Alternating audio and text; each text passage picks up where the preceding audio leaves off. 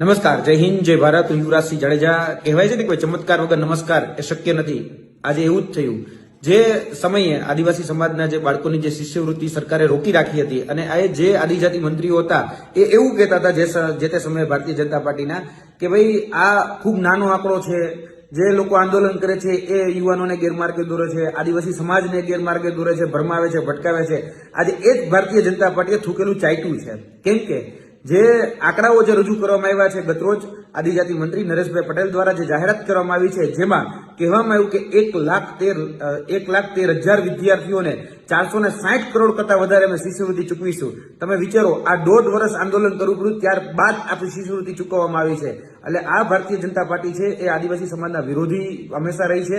જે કહી શકાય કે બાળક ભણી ગણીને આગળ વધી શકે એ જોવા માંગતી નથી. ક્યાંક ને ક્યાંક આ વાત ઉપરથી ફલિત થાય છે. કેમ કે જે શિષ્યવૃત્તિ અત્યારે ચૂકવાણી એ ખરેખર 1.5 વર્ષ પહેલા ચૂકવાઈ જવી હતી. આ તો જે વિદ્યાર્થીઓના માતા પિતા કે વિદ્યાર્થીઓ મારી પાસે આવીને રજૂઆત કરી તેને કારણે. અને બીજી વાત કે જે આખા ગુજરાતની અંદર અલગ અલગ રચનાત્મક કાર્યક્રમો થયા, અલગ અલગ દેખાવો થયા, અલગ અલગ પ્રદર્શનો થયા. એ પછી પાલનપુરની કચેરી હોય, એ પછી રાજકોટની કચેરી હોય, એ પછી નર્મદાની કચેરી હોય, કે પછી ગાંધીનગરના બિરસા મુંડા કચેરી હોય, કે વિધાનસભાનો ઘેરાવો કરવો પડે, તો એમાં પણ અમે પાછી પાની નથી કરી. આદરણીય ચેતરભાઈ વસાવાની અધ્યક્ષતામાં, જીતુભાઈ ઉપાધ્યાયની અધ્યક્ષતામાં અને અમારા દ્વારા જે દેખાવોને જે પ્રદર્શન કરવામાં આવ્યા તેને કારણે જ આજે આ શક્ય બન્યું છે કે કહી શકાય કે 460 કરોડ એ ફાળવવામાં આવ્યા છે. અને જે કહેતા હતા કે ભરમાવે છે, ભટકાવે છે, આજે એનો ચહેરો એ બધાએ જોઈ લેવાની છૂટ છે.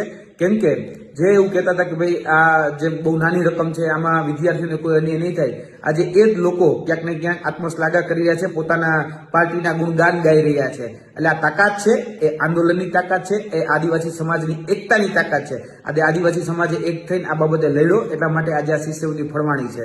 એટલે જે આદિવાસી સમાજના વિરોધીઓ છે એને ઓળખવાનો સમય હવે આવી ગયો છે. જય હિન્દ, જય ભારત.